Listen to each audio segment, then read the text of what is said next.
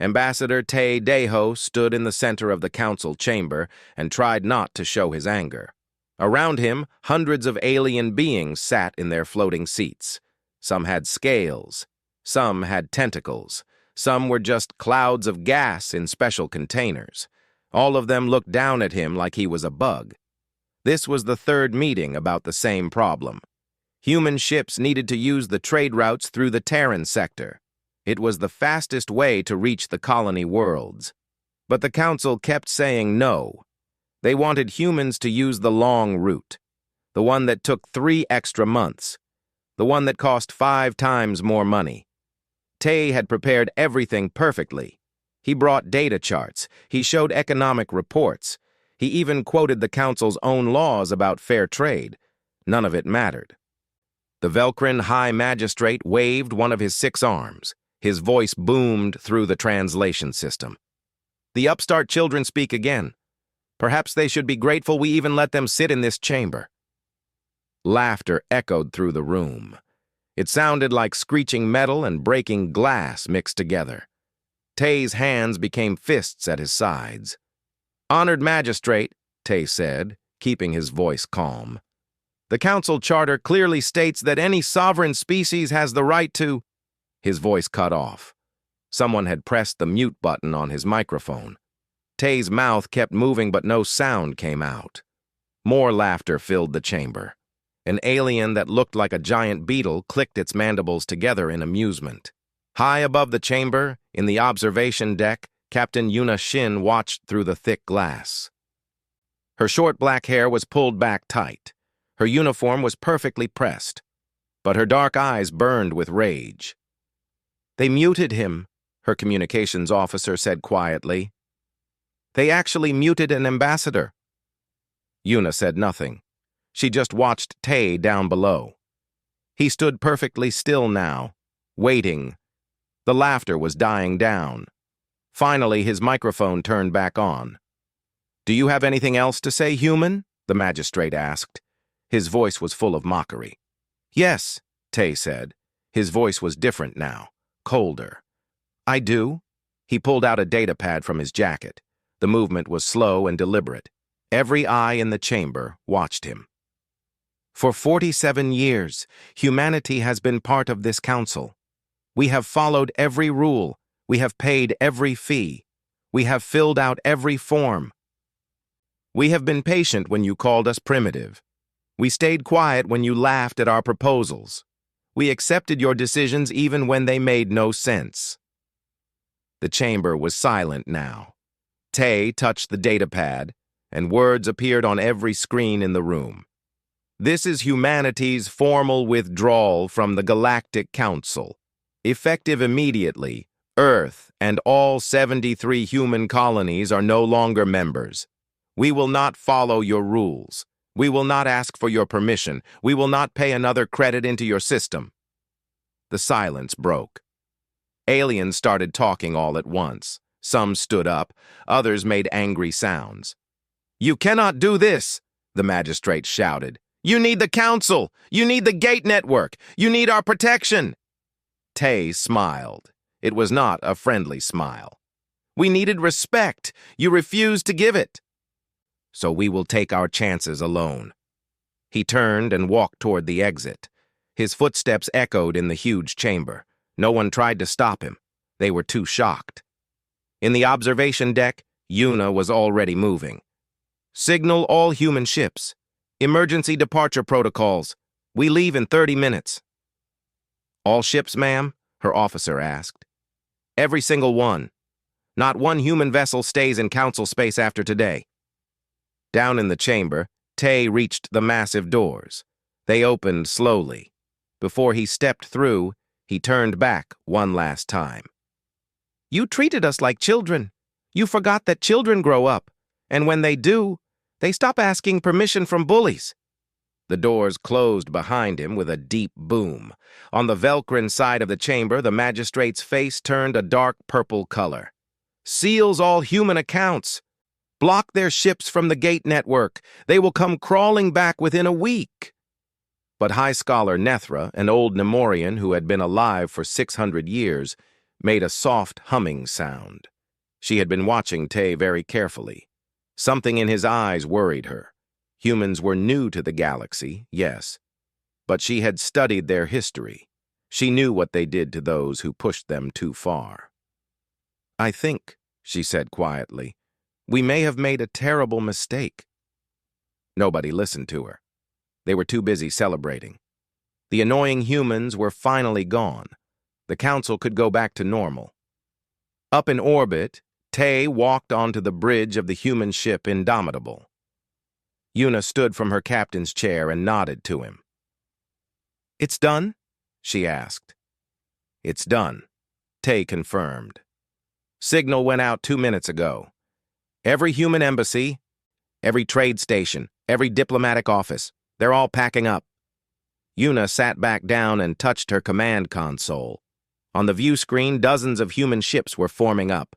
More were jumping in every minute, coming from all corners of Council space. "Where to, Ambassador?" Yuna asked. Tay looked at the stars ahead. "Home. We have work to do. The galaxy is about to learn something important." "What's that?" "Respect cannot be given. It must be earned. And we're done asking politely." The Indomitable's engines flared bright blue. One by one, the human fleet jumped to faster-than-light speed. They left Council space behind. In the Council chamber, the celebration continued. They did not know that everything was about to change. They did not know that the humans had been preparing for this moment for years. They would learn soon enough. The news spread across the galaxy like fire. Every species heard the same thing. Humanity had quit the Council. They had simply walked away. Most aliens thought it was hilarious. On the entertainment channels, comedians made jokes. "What do you call a human who leaves the Council? Unemployed." The audiences laughed and laughed. Talk show hosts interviewed experts who all said the same thing. Humans would be back. They needed the Council more than the Council needed them. The Velcrin ambassador appeared on the most popular news station. His name was Korthax, and he wore medals all over his chest. "This is like a child refusing to eat dinner," he said with a smile. "They will get hungry. They will come back. We will make them apologize first, of course." But on Earth, in the military command center deep under the Pacific Ocean, nobody was laughing. Admiral Jiho Park stood in front of a massive holographic display. He was 60 years old with gray hair and tired eyes. But those eyes were sharp. They missed nothing. "Show me the fleet positions," he said. The display changed. Hundreds of blue dots appeared. Each one was a human warship. They were spread across known space in a pattern that looked random. But it was not random at all. "All ships are in position, Admiral," his tactical officer reported. "They have been for 3 months." Jiho nodded slowly. 3 months. That was how long ago he had sent the orders. Long before Tay walked out of the Council chamber. Because Jiho had known the truth. The Council would never treat humans fairly. Never. So he had prepared. "Send the activation codes," Jiho said. "It's time to show them what we really are." Across the galaxy, human ships received the signal. They had been pretending to be slow, pretending to be weak, pretending to use old technology. Now the pretending stopped. Captain Yuna Shin felt the indomitable shudder as new systems came online. Systems that had been hidden in the ship's core. Systems the Council inspectors had never found during their mandatory checks. "All stealth systems active," her engineer reported. "Quantum drives responding. Railgun batteries charged." Yuna smiled. The Council thought human ships were slow because they always saw them using the old chemical engines. They never saw the quantum drives, the drives that could fold space itself. "Take us to the Corvin Junction," Yuna ordered. "It's time to visit some old friends." The Corvin Junction was a trading hub controlled by the Velcrin. It was also directly in the path of human colony routes. For years, the Velcrin had charged huge fees for humans to pass through. Now, 30 human warships appeared there without warning. They did not use the gate system. They just appeared, like ghosts. The Velcrin commander was named Thask. He sat on his command throne on the orbital station and stared at his screens in confusion. "How did they get here? The gates did not activate." "Unknown, Commander," his sensor officer said. Her voice was shaking. "But, sir, I'm reading their weapons, the energy signatures. They don't match any known technology." Thask laughed. It sounded nervous. "They are humans. They barely understand faster than light travel. Prepare to escort them out of our space." He sent a squadron of 12 Velcrin warships. They were the pride of the fleet, fast attack cruisers with plasma cannons that could melt asteroids. The lead Velcrin captain opened a channel to the human ships. "Attention, human vessels. You are in Velcrin space without permission. Power down your engines and prepare to be escorted out." On the Indomitable, Yuna listened to the message. She looked at her tactical officer. "Do they have weapons locked on us?" "Yes, ma'am. All 12 ships. Plasma cannons charging." "Return the favor." The human ships moved. They moved fast. Faster than anything the Velcrin had seen. Their railguns tracked the enemy ships with perfect accuracy. The Velcrin captain's voice came again. "I repeat, power down, or we will—" "No," Yuna interrupted. Her voice was ice cold. "You power down. You have 10 seconds." The Velcrin captain laughed. "You dare threaten us? There are 12 of us and only 30 of you. We have been warriors for 10,000 years. 5 seconds, Yuna said. "You are making a mistake, human." 3 seconds, the Velcrin captain snarled. "Fire! Destroy them!" The 12 Velcrin ships fired their plasma cannons at once. Bright green beams of superheated gas shot through space toward the human fleet. The human ships dodged. They simply were not there anymore. They moved so fast, the Velcrin targeting computers lost track. Then the humans fired back. Railguns are simple weapons. They use magnets to throw metal very, very fast. The human railguns threw pieces of tungsten at 20% of light speed. At that speed, even a small piece of metal hits like a nuclear bomb. The battle lasted 40 seconds. 12 Velcrin ships became 12 clouds of debris. Their shields did nothing. Their armor did nothing. The tungsten rounds went through them like paper. Commander Thask watched it happen from his station. He could not believe his eyes. 12 ships. Gone. Just like that. Yuna's face appeared on his view screen. She looked calm. Too calm. "Commander Thask," she said, "humanity is no longer asking for permission. We will use this junction. We will use any route we choose. You can accept this, or you can join your ships. Decide now." Thask's hands were shaking. He looked at his remaining forces. 20 ships. Could they win? He looked at the debris field. 12 of his best ships destroyed in less than a minute. We will not interfere," he said quietly. "Good choice," Yuna said. "One more thing. Send a message to your government. Tell them this is humanity's only warning. We did not want this. You forced us to show our strength, but we will not show mercy a second time." The channel closed. The human ships moved through the junction like they owned it. Because now, they did. Across the galaxy, the same scene repeated.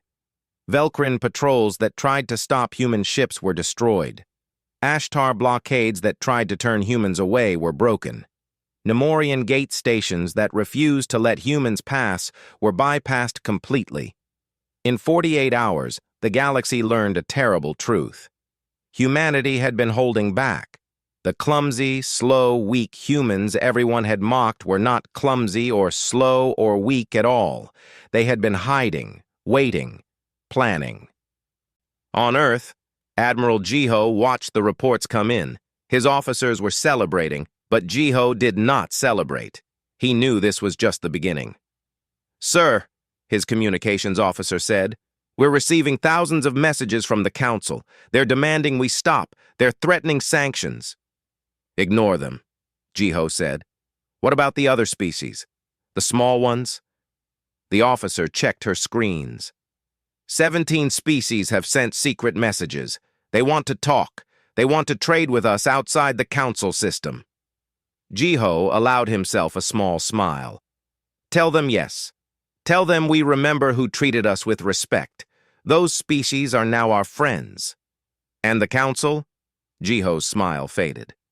The Council made their choice. Now they live with it. Above Earth, in high orbit, thousands of human ships gathered.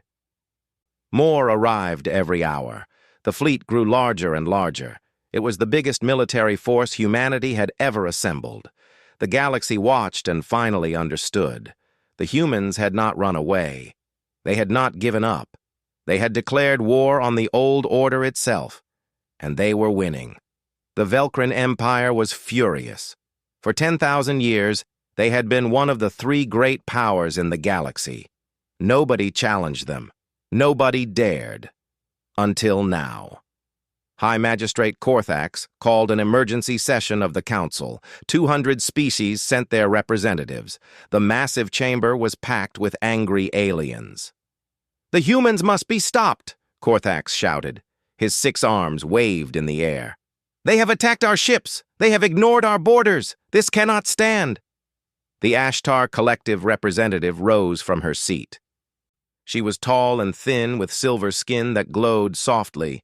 Her voice was like music, but cold music. "The Velcrin are correct. We must present a united front. The Council's authority must be restored." More voices joined in. Calls for action, demands for punishment, threats of military force. But not everyone agreed. In the back of the chamber, a small alien stood up. He looked like a furry mouse standing on 2 legs. His name was Pekril, and he represented the Talvari, a species of traders and merchants. "Honored Council," Pekril said. His voice was quiet. "Perhaps we should ask why the humans left." Korthax glared at him. "They left because they are arrogant children." "They left," Pekril said carefully, "because we treated them poorly, because we charged them unfair fees, because we laughed at them." I remember the last 50 council sessions. Every time the humans spoke, we mocked them. Every proposal they made, we rejected. We did not treat them as equals. "They are not equals," an Ashtar voice called out. "They have been in space for less than a century. We have been traveling the stars for thousands of years." Pekril sat down slowly. He did not argue, but he did not look convinced either. The council voted. They would demand the humans return and apologize. If the humans refused, there would be consequences. Economic sanctions, trade embargoes, military action if necessary. The message was sent to Earth. 3 hours later, Earth sent its reply. It was 1 word long.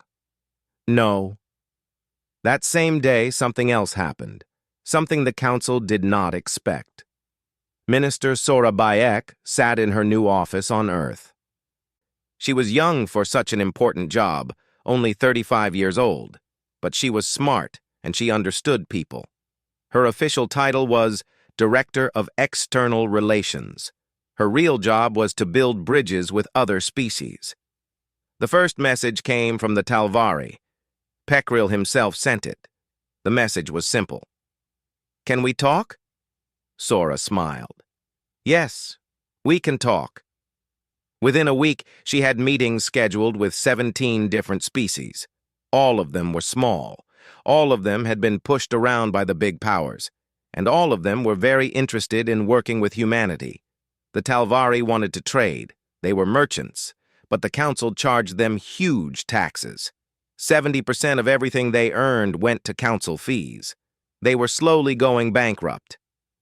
"Trade with us instead," Sora told Pekril during their video call. "No taxes. Fair prices, equal partnership." "The council will not allow it," Pekril said, but he sounded hopeful. "The council," Sora said gently, "cannot stop it. Not anymore." The Kethrans sent a different kind of message. They were warriors. They lived for honor and combat. The Ashtar had been using them as mercenaries for centuries, paying them very little and treating them like servants. The Kethran ambassador was a scarred veteran named Rothka. He spoke bluntly. "We here humans are strong. We see you destroyed Velkran ships. We want to know if you fight with honor." "We fight to protect ourselves and our friends," Sora replied. "Is that honorable?" Rothka thought about this. "Yes, that is the highest honor. We wish to call humans our friends." "Then we are friends," Sora said. More species reached out. The Pilthak, who were scientists. The Waivara, who were explorers. The Denari, who were artists. All of them had been treated as inferior by the Council. All of them saw humanity's rebellion as hope, but the Council saw it as betrayal. "These species are violating Council law," Korthax raged. "They are trading with an expelled member. This must stop." The Council sent warnings. They sent threats. They sent warships to blockade planets that helped humanity. The Ashtar Collective chose the Talvari as an example. They sent a fleet to blockade the colony world of Talvar 6. 3 million Talvari lived there. They had just signed a trade agreement with humanity. Now no ships could reach them, no food shipments, no medical supplies, no help. "They will starve in 3 weeks, the Ashtar commander reported. "Then the others will see what happens when you defy the Council." On Earth, Admiral Jiho received the news. He sat in his office and read the report 3 times. 3 million innocent people, trapped, starving, because they wanted to be humanity's friends. He picked up his communicator. "Send out a call for volunteers. We're going to break that blockade." His aide looked worried. "Sir, the Ashtar have 60 ships there. We would need—" "I said send out the call," Jiho interrupted. "Let's see who answers." The call went out across all human channels. "Volunteers needed for rescue mission. Enemy has 60 capital ships. Mission is dangerous. Survival not guaranteed." Every single human warship in range responded. "We're coming." 2 days later, 70 human ships jumped into the Talvar 6 system. They came out of quantum space right in the middle of the Ashtar blockade. Surprise was complete. Commander Hana Choi led the assault. She was young but brilliant. Her ship, the Valiant, was at the front of the formation. "Ashtar vessels," she broadcast on all frequencies. "You are blockading innocent civilians. Leave now or be removed." The Ashtar commander was named Thasara. She had been a warrior for 300 years. She had fought in a dozen wars. She was not afraid of humans. "You are outnumbered," Thasara replied. "Surrender or die." Hana's response was immediate. "We choose option 3. The human ships attacked. The Ashtar had better shields. They had more experience. They had fought together for centuries. It did not matter. The human ships moved like a school of fish, perfectly coordinated. Their railguns fired in sequence, targeting the same shield points over and over until they broke through. Their missiles were smart enough to dodge point defense systems. Their electronic warfare systems blinded Ashtar sensors. 15 minutes into the battle, 10 Ashtar ships were destroyed. 20 more were damaged. The rest were running. Thasara watched her fleet fall apart. She could not understand it. How were the humans so good? They were supposed to be new to space combat.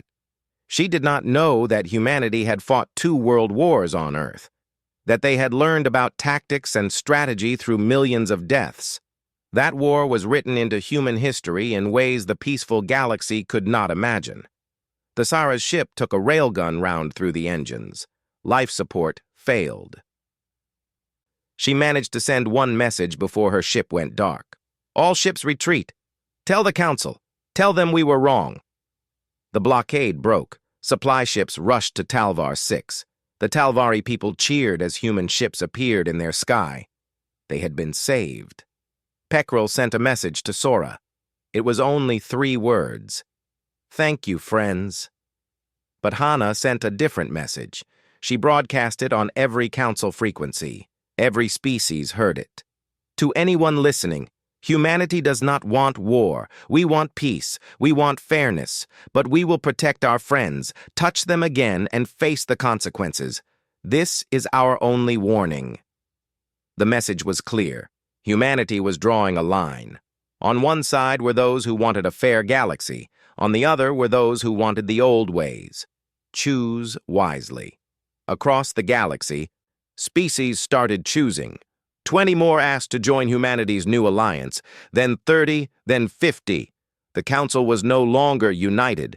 It was no longer strong. It was breaking apart, and it was humanity's fault. In his chamber on the Velcrin homeworld, Korthax stared at the reports. Half the council was gone. Species were leaving every day. The three great powers were becoming isolated. He made a decision. If they could not control the humans through rules, they would do it through force. "Call the Ashtar! Call the Nemorians!" he ordered. "It is time to end this. We will build an armada, the largest the galaxy has ever seen, and we will crush the humans once and for all." His aide bowed. "It will take months to gather such a force." "Then we start now," Korthax said. "This rebellion ends. The council will be restored." But deep in space, human sensors picked up the Velcrin communications. They heard every word. Admiral Jiho read the intelligence report and nodded slowly. "So they want total war. Very well. Let's give them what they want." He began making calls. It was time to show the galaxy humanity's final surprise. The Council Armada took 6 months to build. Ships came from every corner of Velcrin, Ashtar, and Nemorian space. 5,000 warships. It was the largest military force in galactic history. The three great powers had finally united against a common enemy: humanity. High Magistrate Korthax stood on the bridge of the flagship Eternal Glory. Around him were the other leaders. The Sara of the Ashtar, her face still scarred from her defeat at Talvar 6, and High Scholar Nethra of the Nemorians, the Ancient One who had warned them all from the beginning. "We should not be doing this," Nethra said quietly. Her voice was old and tired. "I have studied humanity. They are dangerous when cornered." "They are cornered now," Korthax said. His voice was full of confidence. 5,000 ships against their pathetic fleet. They have what, 500 ships? We outnumber them 10 to 1. This will be a slaughter. The Sara said nothing. She remembered the Talvar 6 battle, remembered how easily the humans had beaten her fleet. But surely numbers would make the difference. Surely. On Earth, President Jin Do-yoon addressed his people. Every human in the 73 colonies watched. His face was serious but calm. "My fellow humans," he began, "the Council has built an armada. They are coming to destroy us, to force us back into their system, to punish us for daring to be free." He paused. Let the words sink in. "They believe they will win because they have more ships. They believe numbers are everything. They forget why we left in the first place. Not because we wanted war, but because we wanted dignity. Because we refused to bow to those who did not respect us." His voice grew stronger. "The Armada is coming. Let them come. Let them learn what humanity truly is. We do not start fights, but we finish them." The broadcast ended. Across human space, people prepared. Children were sent to deep bunkers. Factories went to full production. Every able person volunteered for something. Defense stations, supply lines, medical teams. Everyone had a role. Admiral Jiho stood in the command center and looked at his fleet. 400 human ships, plus another 100 from allied species. The Talvari sent 20 cargo ships converted to missile platforms. The Kethran sent 30 of their honor ships. The Pilthak sent research vessels equipped with new weapons they had been designing. It was not enough. Not against 5,000. But Jiho was smiling. "Send the orders," he said. "All ships proceed to the threshold system. It's time to spring the trap. The threshold system was strategically important. It was the crossroads of 6 major trade routes. Whoever controlled it controlled a huge part of the galaxy. The Council had always controlled it, until humanity decided to take it. The human and allied fleet arrived first. They set up defensive positions around the system's star. Behind them were the human colony worlds. If the fleet fell, those worlds would be next. Captain Yuna stood on the bridge of the Indomitable and watched the sensors. How long until they arrive? 3 hours, her tactical officer reported. All Council ships are together in one massive formation. They are not even trying to be subtle. Why would they? Yuna said quietly. They think they've already won. 3 hours later, the Council Armada arrived. They came out of faster than light in perfect formation. 5,000 ships. The sight was terrifying. They filled the view screens like a swarm of angry insects. Korthax's face appeared on every frequency. Humans, you see our strength, you see our numbers. Surrender now, and we will show mercy. Your leaders will stand trial. Your people will return to the Council. Refuse, and we will destroy every ship, every station, every world that harbors you. On the Indomitable, Yuna looked at Admiral Jiho's face on her screen. He was on the command ship Defiance at the center of the human fleet. Well, Admiral? She asked. What's our answer? Jiho smiled. It was not a kind smile. Dr. Minho, are you ready? On a science vessel at the rear of the fleet, Dr. Minho Lee looked at his equipment. He was 40 years old with glasses and a nervous habit of chewing his fingernails, but his hands were steady now. Systems are ready, Admiral, he said. Satellites are in position. Quantum links are stable. Just give the word. One more thing first, Jiho said. He opened a channel to Korthax. Magistrate, you asked for our answer. Here it is. Leave now, and we will let you live. Stay, and you will learn why humans survived ice ages, predators, diseases, and 2 world wars. We are very good at surviving. And we are even better at making our enemies regret fighting us. Korthax's laughter boomed through the speakers. Brave words from a dead man. All ships, attack formation, destroy them. The Council Armada surged forward. 5,000 ships moving as one, their weapons charged, their shields strengthened. They were ready for glorious victory. Now, Dr. Minho, Jiho said calmly. Minho pressed a button. Across the galaxy, things started happening. Strange things, terrible things. For years, humans had been exploring old ruins, ancient places the Council said were forbidden. Too dangerous, they had said. Too unstable. But humans explored them anyway. And in those ruins they found technology. Old technology. Technology that could talk to the very fabric of space itself. The Council had access to the same ruins. But they never studied them seriously. Why would they? Their own technology worked fine. They had no reason to dig through ancient broken machines. Humans had every reason. Because humans understood something the Council did not. When you are weak, you must be smart. When you are outnumbered, you must be clever. And when you are fighting for survival, there are no rules. Across Council space, quantum satellites activated. Satellites humans had been secretly placing for years. They had hidden them in asteroid fields, in nebulas, in the debris of old battles, thousands of them. All linked together, all designed for one purpose, to break the Council's networks. On the Velcrin homeworld, every computer screen went dark. Communication systems failed. The gate network crashed. Navigation beacons stopped working. Banking systems froze. Power grids flickered. It was happening everywhere. Every Council world, every station, every ship not in the threshold system. The Nemorians had controlled information technology for thousands of years. They had built the galaxy's networks.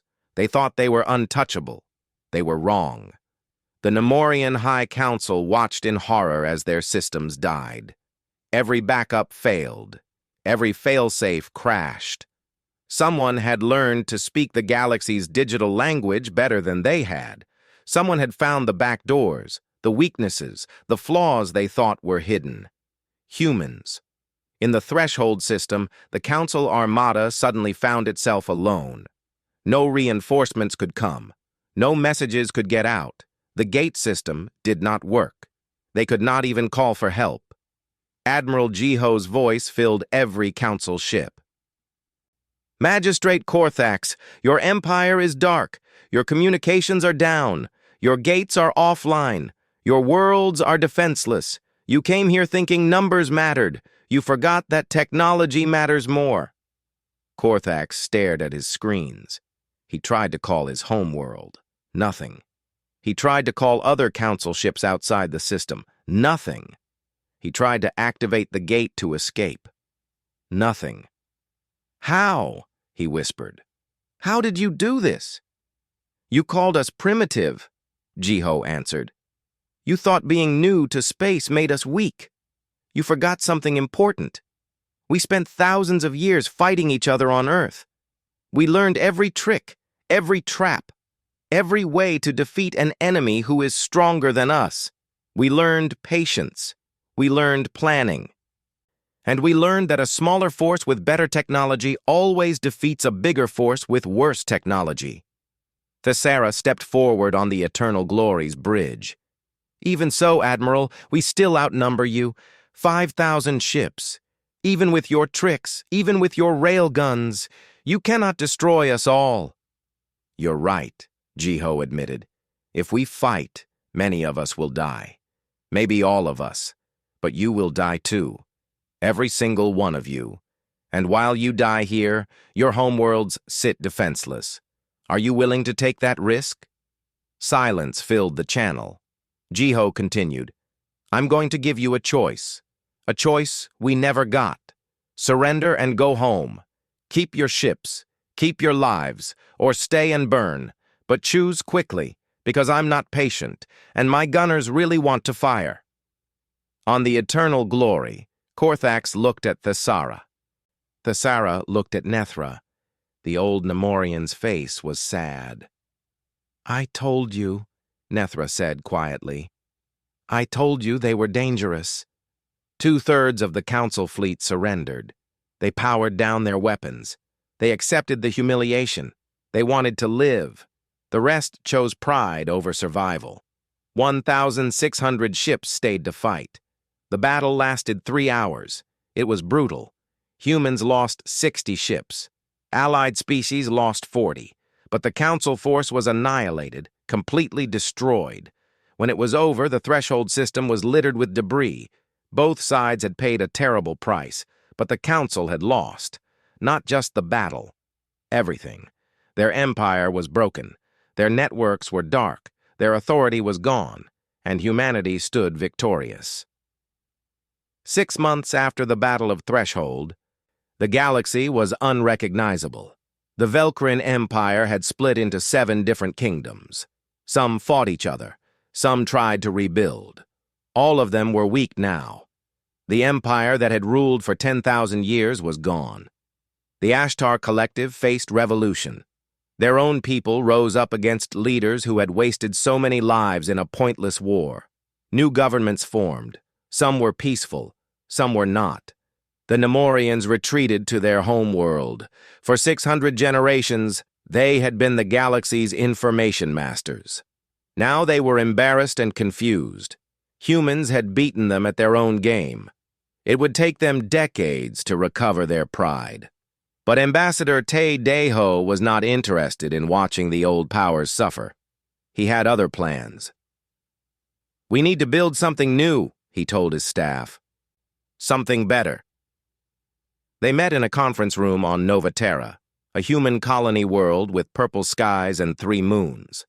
Representatives from 80 different species were there. Some came in person. Some appeared as holograms. All of them were nervous. The Talvari representative Pekril spoke first. Ambassador Te, we are grateful to humanity. You saved us. You protected us. But what happens now? Will you become the new council? Will you rule us as the Velkrin did? Other voices joined in. Worried voices, scared voices. They had just escaped one master. They did not want another. Tay stood and raised his hands for quiet. I understand your fear. It's a good fear. A smart fear. Because yes, we could become the new council. We have the strongest military. We have the best technology. We could rule the galaxy if we wanted. The room went silent. Everyone stared at him. But we don't want that, Tay continued. We never wanted power over others. We wanted something much simpler. We wanted respect. We wanted to be heard. We wanted fairness. He touched a button, and a holographic document appeared in the center of the room. It was long and detailed. This is our proposal. We call it the Federation of Free Worlds. Every species gets one vote. No matter how old you are, no matter how many ships you have, no matter how advanced your technology is. One species, one vote. Murmurs filled the room. Some sounded hopeful. Some sounded doubtful. There will be no permanent council, Tay continued. No species will have veto power. All decisions are made by majority vote. All members have equal rights. Equal responsibilities. A Kethran warrior named Rothka stood up. What about military protection? The galaxy is dangerous. Pirates, raiders, rogue states. Who protects the weak? We all do, Tay said simply. The Federation will have a defense force. All members contribute based on their ability. Rich worlds give more. Poor worlds give less. But everyone contributes something. And everyone is protected equally. Minister Sora Bayek stood next to Tay. We've also prepared economic agreements, free trade between all members, no tariffs, no special fees, just fair trade. The Talvari will no longer pay 70% taxes. No one will. Peckrell's eyes went wide. Truly? No taxes? The Federation will have administrative costs, Sora admitted, but they will be low, maybe 5%, maybe less. Just enough to keep the organization running. The rest of your money is yours. The room erupted in excited chatter. Species started talking to each other, making plans, seeing possibilities. But not everyone was happy. An alien from the Drethkar Dominion stood up. He was large and covered in scales. This sounds good for weak species. But what about us? We are strong. We have built an empire through conquest. Why would we join a federation that treats us the same as prey species? Tay looked at him calmly. Because the alternative is standing alone. The old council is gone. If you stay independent, you face a choice. Join the Federation as equals, or become enemies. And we have shown what happens to our enemies. The Drethkar representative hissed angrily. But he sat down. He was not stupid. He had seen the Battle of Threshold. He knew what human weapons could do.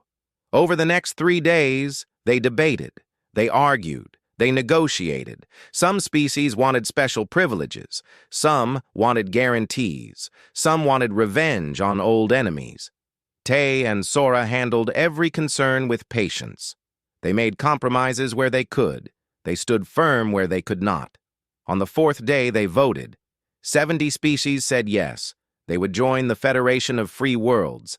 10 species said no. They would stay independent. The galaxy had changed. Again. But there was still one more thing to do.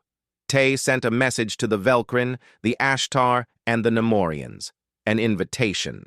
They were welcome to join the Federation too, as equals. Most refused. Pride would not let them bow to the new order, but some accepted. A young Velkrin named Saren arrived on Nova Terra. She had been a princess in the old empire.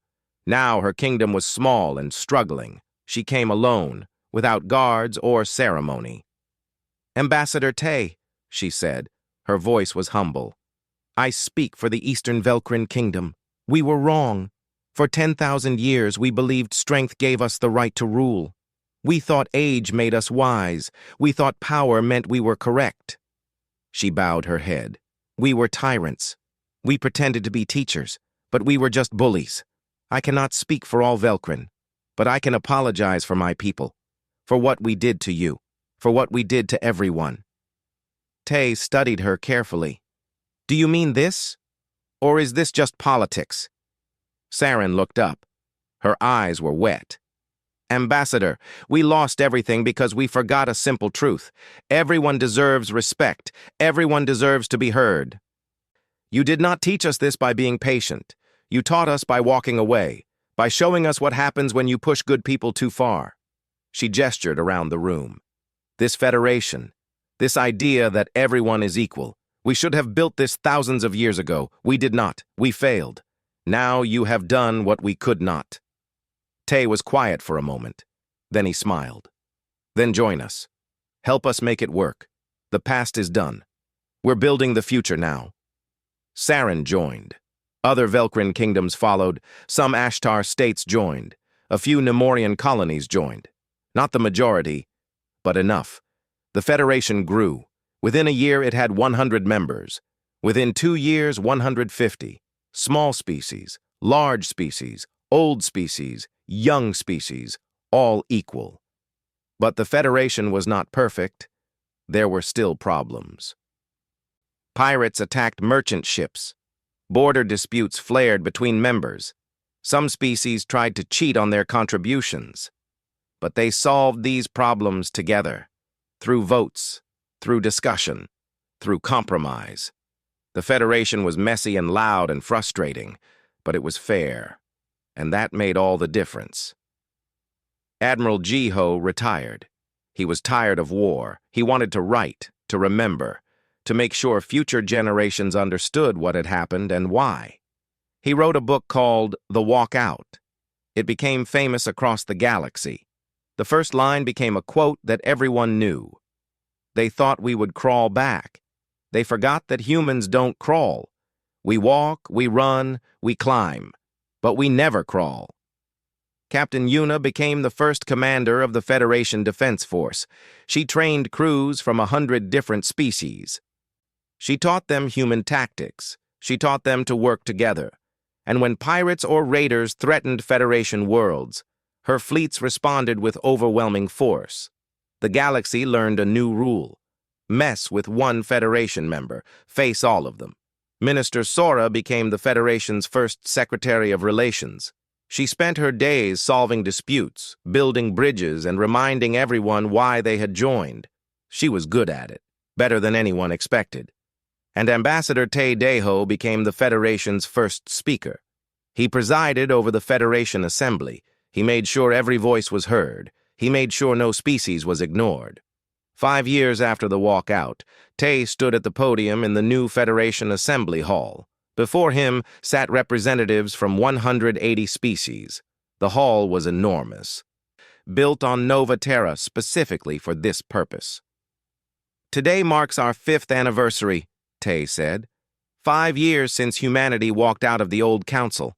5 years since we decided to build something better." He looked around the room, at all the different faces, different shapes, different colors, united by one idea.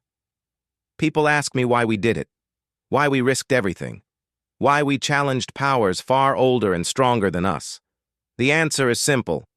We could not live in a galaxy where might makes right, where age grants privilege, where the strong abuse the weak."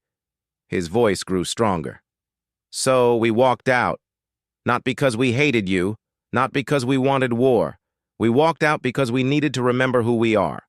We are humans. We survived ice ages and plagues and wars and disasters. We survived because we never gave up. We never accepted that strength means you deserve to rule." He paused. "We built this federation for one reason, so no species would ever have to make the choice we made. So no one would have to walk out. Because in the Federation, everyone already has a voice. Everyone already has respect. Everyone already has dignity." The room erupted in applause. Delegates from 100 worlds stood and cheered. Not because Tay was human, but because he was right. After the speech, Tay walked outside. The purple sky of Nova Terra was clear. 3 moons were rising. In the distance, he could see spaceports with ships from dozens of different species. Trading, talking, working together. Sora found him there. Thinking about the old days? A little, Tay admitted. Do you remember when we left? How scared everyone was. I remember, Sora said. I also remember thinking we might not survive. The council was so powerful, so old, so sure of themselves. They forgot something important, Tay said. What's that? Tay smiled.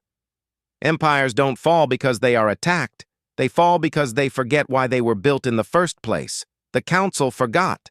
They thought their job was to rule, but their real job was to serve. He looked up at the stars. Thousands of them. Millions, each one representing possibilities, worlds, species, stories yet to be told. We remembered, Tay said quietly. That's why we won. Not because we were stronger, but because we remembered what matters. Fairness, respect, dignity. Those things are stronger than any empire. Sora nodded. They stood together in silence, watching ships come and go. Building the future, one day at a time.